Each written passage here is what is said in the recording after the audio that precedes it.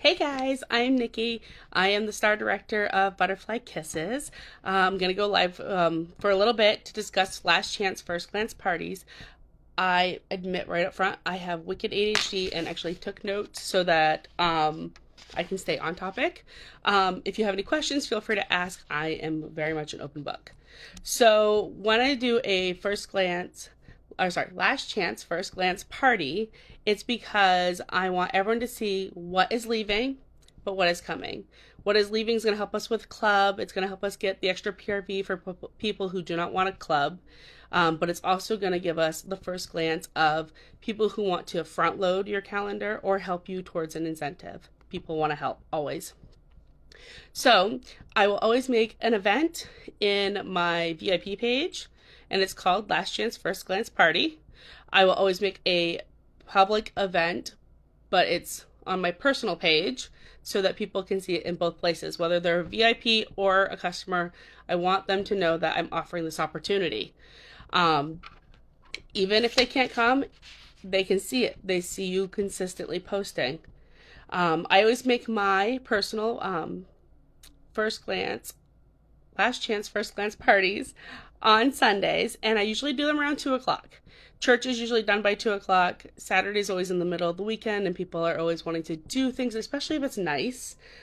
So Sunday afternoon, people are usually grocery shopping or doing any other thing except spending a lot of time with the things that they want to do. They're doing their fun things on Saturday, I found.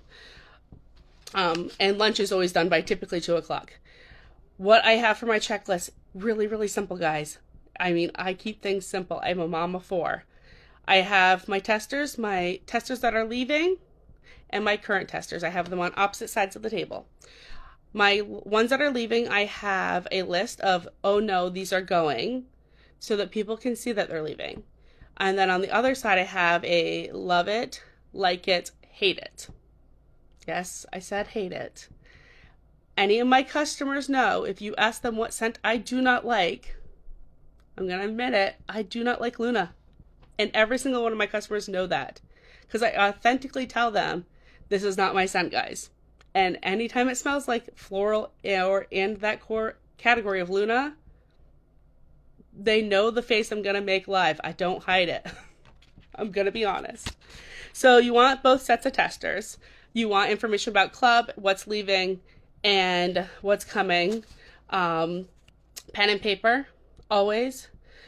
A snack. I usually do Cheez-Its because I'm a mom and I always have Cheez-Its in the house. Water, because everyone gets thirsty after smelling all those bakery scents.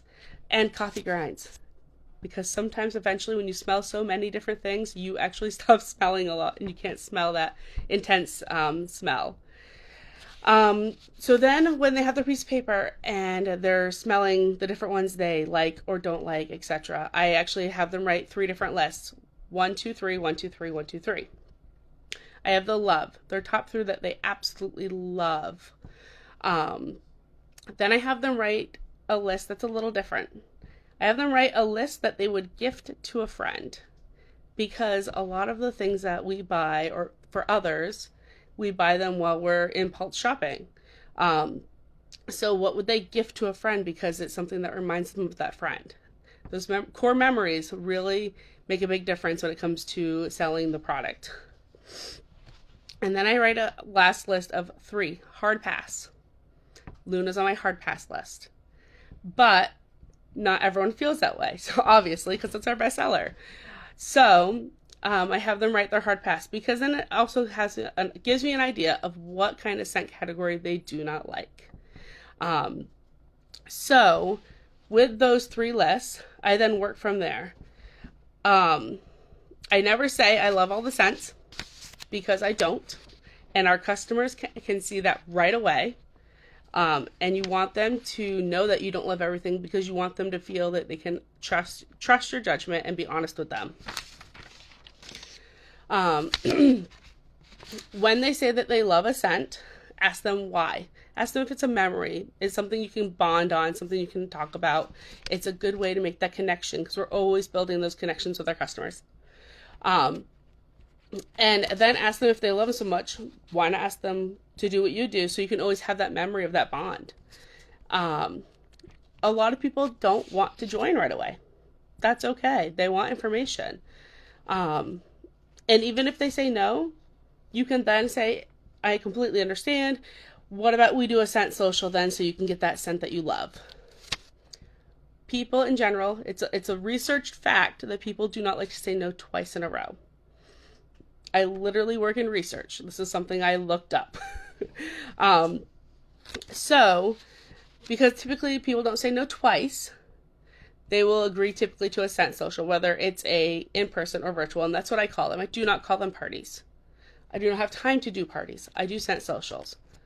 We're enjoying scents, we're being social, we're making connections. And then once they have their scent social scheduled, whether it's, I will be honest, I do most of mine virtually. I joined in the pandemic of 2020. So I've maybe done a handful of in-person parties now. I think I'm up to 3, literally a handful. But that gives them opportunity to say, hey, I went and smelled these ones. These are the ones I liked, and these are the ones maybe I thought my friend would like. And they say, why? Because that core memory, that connection, let them share. Because their friends are going to trust them and their opinion more than someone they don't know.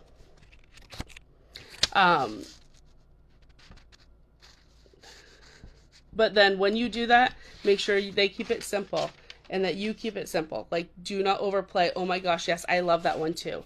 Oh my gosh, that absolutely, I can see that as a core memory for you. Be authentic. So I'm going to say something that's going to resonate with a lot of y'all.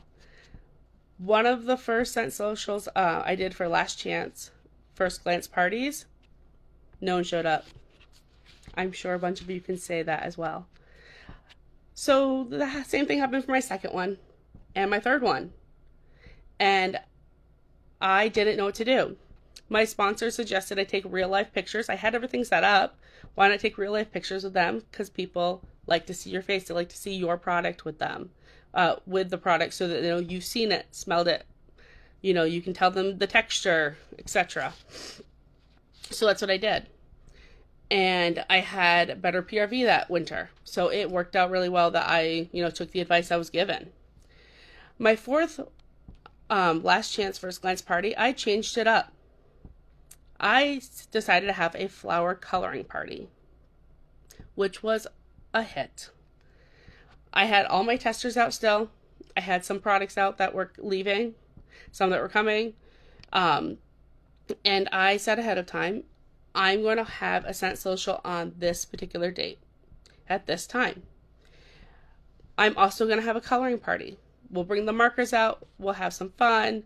And anyone who wants to join, feel free, and we'll get you a discount because I bought them in bulk and shipped everything to my house.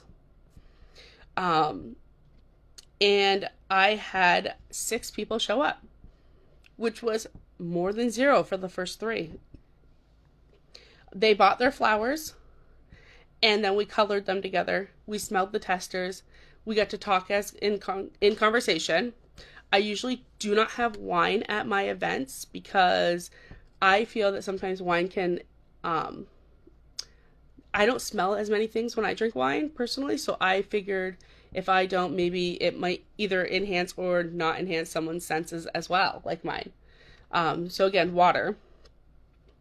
So when I found out why my fragrance party was more successful, after talking to my customers, was because I always emphasize that my favorite product in the catalog is a fragrance flower.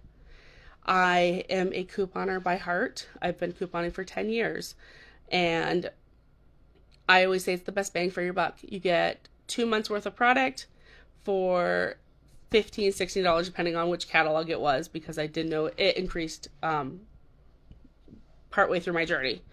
But with that, my customers know fragrance flowers. That's something I color with my daughter all the time. They knew the family connection I had with it, and they wanted to be a part of it. I actually had one set of those 6 people be a mother-daughter team, and they got to do it, and had my daughter join in with us as well. So we got to still enjoy the testers. we got to still have the snack. We still got to have the fragrance flower coloring party. And it was because I was being more authentically me. So not only did that gain PRV for me that month, it gave me the opportunity to front load also for the following month because I booked 3 parties off of those 6, which was fantastic for myself. And we want to do that because we're always working on an incentive. So speaking of the incentive, I always at my parties have a tracker. Partly filled out, partly not filled out. This one is my filled out one. And it always is a conversation starter. People say, why is that on your table? What is that? What are you working towards now? And with that, people always want to help. It's a natural instinct to want to help. So that's one way I front load my August from my party for Last Chance First Glance, because they see the tracker and they see what goals I'm going for and people want to help. And if they can't host, they say, well, maybe my daughter can, or maybe my mom can, or maybe a friend can, because they love Scentsy. And I get a lot of referrals that way. And then I also then reward for those referrals.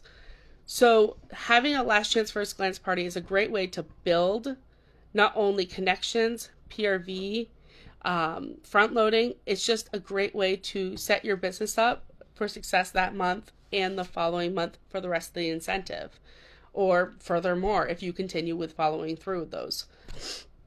So that is why what I have found to be successful.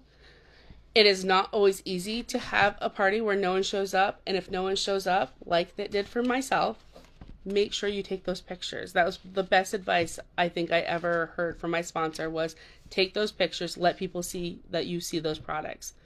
Don't let them know that that no one came. Just be authentically you and show yourself with those products. If anyone has any questions, I did share my verbiage earlier of what I put in an email to my customers, but I'm happy to answer them.